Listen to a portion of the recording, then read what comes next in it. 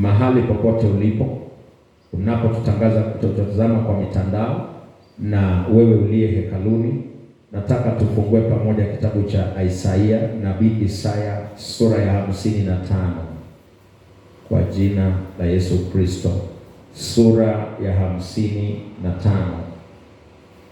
mstari wa kwanza na kuendelea. Neno linasema, haya, kila aonaye kiu njooni majini, naye asiye na fedha njooni nunueni mle. Naam, njooni nunueni divai na maziwa bila fedha na bila dhamani. Kwani kutoa fedha kwa ajili ya kitu ambacho si chakula, na mapato yenu kwa kitu kisichoshibisha? Nisikilizeni kwa bidii, mle kilicho chema, na kujifurahisha nafsi zenu kwa unono. Tegeni masikio yenu na kunijia, sikieni na nafsi zenu zitaishi. Nami nitafanya nanyi agano la milele, naam, rehema za Daudi zilizo imara. Bwana Yesu asifiwe. Amen. Ninajua kulingana na neno la Mungu ni kwamba Mungu wetu yuko kila mahali. Kwa kizungu anasema omnipresent. Mbinguni na duniani Mungu yupo.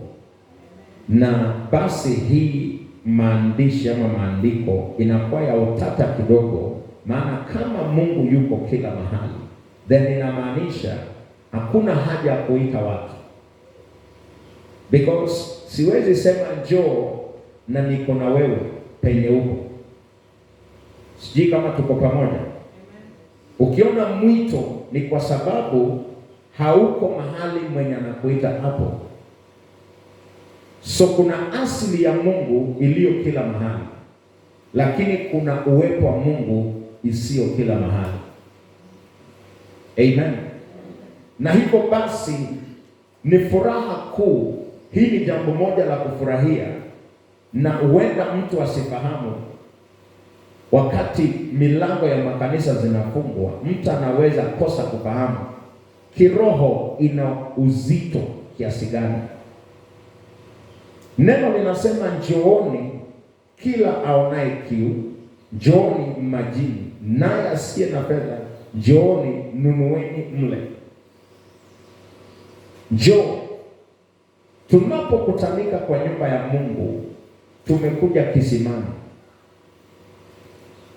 Tunapokuwa kwa ushirika ya wapendwa, tumekuja kisimani. Tunapokuwa uweponi mwa Mungu, hata ukiwa peke yako ukiomba, umeenda kisimani. Hatua yako kuelekea Mungu ndiyo urefu ama umbali uliopo na suluhisho lako. Na hivyo basi hakuna vile mtu atasema ya kwamba ni sawa mtu akae nyumbani ati ni sawa kama akija kanisani. Si ukweli. Huo ni uongo na si maandiko. Na hatutawahi ridhika kwa kusema Mungu yuko kila mahali. Angekuwepo hivyo hangetuita. Amen. Huenda mtu atasema ya kwamba mwito huu ni kwa wale hawajaokoka. La hasha. Hata hivyo, sisi ambao tumeokoka ndio tuna njaa sana na kiu sana, kwa sababu tumetambua Mungu ni nani na ni nini kwetu, kiasi kwamba tunajua jinsi tumekutanika hivi leo, vile tumekutanika pamoja. Ushirika tulio nao hapa kwetu watu wa Mungu ni muhimu sana, kwa sababu kuna uhuisho wa rohoni, kuna kutiwa nguvu, kuna kunywa, kuna kula. Bwana asifiwe. Mtu asilini huenda asielewe, maana neno linasema Mungu aliwanyima wana wa Israeli chakula jangwani, wakakula mana, chakula kilichoandaliwa mbinguni na malaika, ambao baba zao hawakuona hata hawakujua. Na akasema ili niwatuweze mpate kujua kwamba binadamu haishi kwa mkate tu, ila kwa kila neno litokalo kinywani mwa Bwana. Bwana Yesu asifiwe. Kuna neno alilosema Bwana, lakini kuna neno linatoka kwa kinywa cha Mungu sasa. Hayo mawili ni mambo tofauti. Bwana Yesu asifiwe. Na hivyo basi, unapoketi nyumbani na kusoma Biblia, unasikia alichosema Mungu. Lakini neno linasema binadamu hataishi kwa alichosema Mungu, ataishi kwa kinachosemwa na Mungu wakati huo. So Bwana anapotuita kisimani ili tusikie leo ana yepi kwako na kwangu kwa sasa, basi ni kumaanisha ya kwamba hali unayopitia leo hii na sasa hivi, aliye na jibu kwalo ni pale kisimani. Na ndio maana tusipokusanyika pamoja kama wanaoamini, tunaonywa na mwandishi aliyeandikia kitabu kwa Waibrania ya kwamba tusikome kukusanyika pamoja. Hali kwamba chochote kinaweza tokea nchini, duniani ama eneo isababishe nyumba ya Mungu kufungwa, ni kuua kanisa. Huo ndio ukweli mtupu ulivyo. Na kama itabidi tuzidi kuwa hai, kisima ni lazima.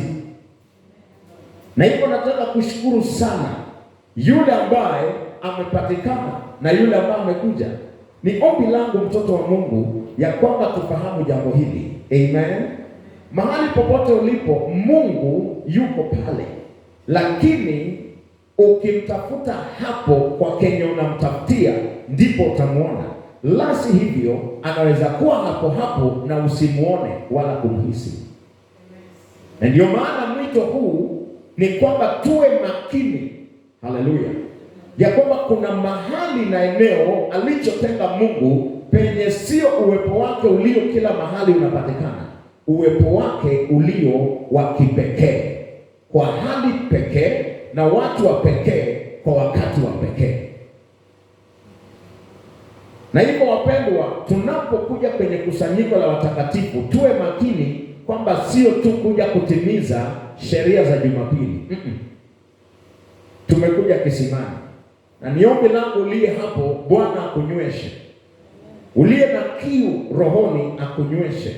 Uliye na njaa akilini akunyweshe. Uliye na uhitaji moyoni akulishe. Mungu wetu hutushibisha na mema. Na hii mema sio tu kuja kuingia tumboni, inajumuisha kila sehemu ya maisha yako.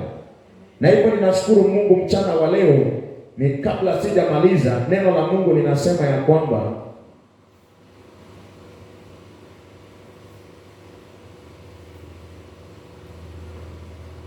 mstari wa 6, mtafuteni Bwana maadamu anapatikana, mwiteni maadamu yu karibu. Mtu mbaya na aache njia yake, na mtu asiye haki aache mawazo yake, na amrudie Bwana naye atamrehemu, na arejee kwa Mungu wetu naye atamsamehe kabisa.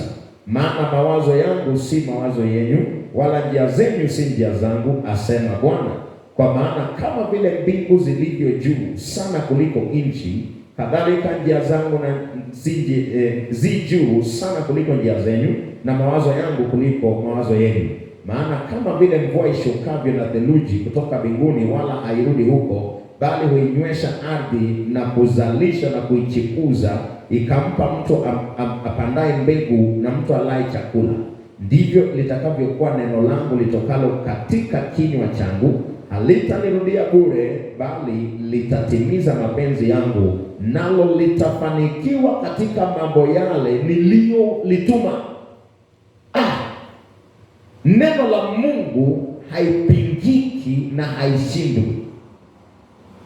Kuanzia leo, mpendwa nisikie, unaposikiza neno la Mungu, kuwa na hakika kwamba alilosema ni hivyo. Hakuna pingamizi na hakuna mpingaji. Mwenye Mungu akiongea anaweza sema Mungu yeye umesema, lakini haitatendeka. Hamna na haitawahi kuwepo. Na neno la Mungu linasema mawazo yangu si mawazo yenu. Hii inaashiria kwamba ninapoona mambo sio mnavyoyaona, Amen. Na kwa sababu Mungu wetu ni Mungu ajuaye miisho tangia mwanzo, wapendwa, kuna mambo nimejifunza ya ajabu, na ninashukuru Mungu kwamba amenifunza ili pia tufundishane. Bwana asifiwe. Wakati mwingi sisi huamua mambo kulingana na hali ilivyo sasa, lakini kulingana na Mungu, Mungu ni Mungu wa kuona miisho na mwanzo. Katikati hujaa mengi, na mara nyingi binadamu kwa hali yake ya binadamu huzingatia ya katikati. Mungu si katikati. Neno linasema yeye ni Alfa tena Omega. Hapa katikati huenda yawe mengi, na neno linaposema mawazo yangu sio mawazo yenu, basi pia ningependa kanisa la Mungu tujue inatupasa kuchukua yale Mungu anayowaza, sio tunayoyawaza. Yaani namaanisha anapoona Mungu ndio inatupasa tuone mambo. Na hiyo itawezekanaje? Itawezekana kwa kuzingatia ya kwamba hali haiamui mwisho. Nasema hali ya sasa haiamui mwisho. Ninasema hivi, sasa ikiwa mdogo haimaanishi mwisho itakuwa mdogo, na sasa ikiwa kubwa haimaanishi mwisho itakuwa mkubwa. Acha nienda tu kidogo. Sasa ikiwa na ubaya haimaanishi mwisho una ubaya. Na hivyo basi ni hatari sana, mwana wa Mungu, wewe kuzingatia na kulia na wanaolia sasa bila kujua ya kwamba kulia sasa kwenda kuzaa utukufu. Na hiyo ndio tofauti kati ya sisi kanisa na watu wa ulimwengu. Hatukati kauli sasa. Tuna subra, tuna uvumilivu, tuna ustahimilivu, tuna ile hali ya kusema kama Baba hajamaliza nasi hatumalizi, na kama Mungu hajafika mwisho hatufiki mwisho, na kama Mungu hajashindwa hatujashindwa, na kama Mungu hajakufa hatufi. Bwana Yesu asifiwe. So nataka kukwambia, tunapoingia katika msimu huu, ninaamini ya kwamba kila nyakati zikifungwa ama kufungiwa, ama hali ikiwa mgumu ama nyepesi, kuna kufuatwa na utofauti. Hauwezi panda mlima milele. Utafika kilele, ukimaliza haupandi tena, unateremka. Na pia bonde halikamiliki likaitwa bonde. Ni bonde ukiwa pale. Ukianza mwendo utatoka kwenye bonde. Na hivyo basi msimu ambao tumekuwa nayo nyuma tuiruhusu ipite. Na tukumbatie leo tukisonga mbele. Na tukubali mawazo ya Mungu yatendeke. Leo hii nataka nikuombee ya kwamba mawazo yako yasitendeke kwako. Nataka nikuombee mawazo ya Mungu yatendeke kwako. Nataka nikuombee mipango yako yasitendeke kwako. Nataka nikuombee mipango ya Mungu kwako yatendeke kwako. Nataka nikuombee mapenzi yako yasitendeke. Nataka nikuombee mapenzi ya Mungu kukuhusu yapate kutendeka katika jina la Yesu. Na kama utakubaliana na mimi kwa imani, Mungu atakutendea. Nashukuru Mungu sana uliyesikia na uliyechukua muda wako. Neema ya Mungu itoshe. Tunapoingia katika msimu huu, unaotazama mtandaoni, na kuhimiza imizika kwamba Mungu haangalii sasa kama kuamua mwisho. Mwisho itakuwa tofauti. Haleluya. Nataka nikuombee mtu wa Mungu uliye mbali na uliye karibu. Funga macho yako. Baba wetu, kwa jina la Yesu, ninaombea kila aliyesikiza na kila aliyetazama na hata watoto wa Mungu tulio kanisani. Baba, asante kwa mapenzi yako na sisi. Asante kwa mawazo yako kwetu. Asante kwa mapenzi yako kwetu. Mtumishi wako Yesu akasema, ikiwezekana kikombe hiki kinipite, lakini sio vile natakavyo, lakini mapenzi yako yatendeke. Leo hii nasi tunasema, kwa sababu unatuwazia mema, tunaweka kando mawazo yetu. Ninaomba Baba, waliopitia mengi wakapata kauli kwamba wakati huu ni kwisha, ninaomba Bwana hiyo jambo linawaondoka. na mapenzi yako matimilifu Baba yanatendeka kwao. Neno lako likasema, mwambie mwenye haki mwisho wako ni amani. Natangaza neema juu ya kila mtoto wa Mungu. Pokea neema mahali ulipo. Mungu akubariki na kutende mema, kwamba mahali ulikuwa unaona kuzimia, nguvu mpya ndio hayo. Bwana akuishe, akuimarishe na akutie nguvu tena, maana tungali na safari. Nashukuru Mungu wangu, maana wewe umetenda, wewe ni mwaminifu, na kwa jina la Yesu Kristo tunaomba na hata kuamini. Amen.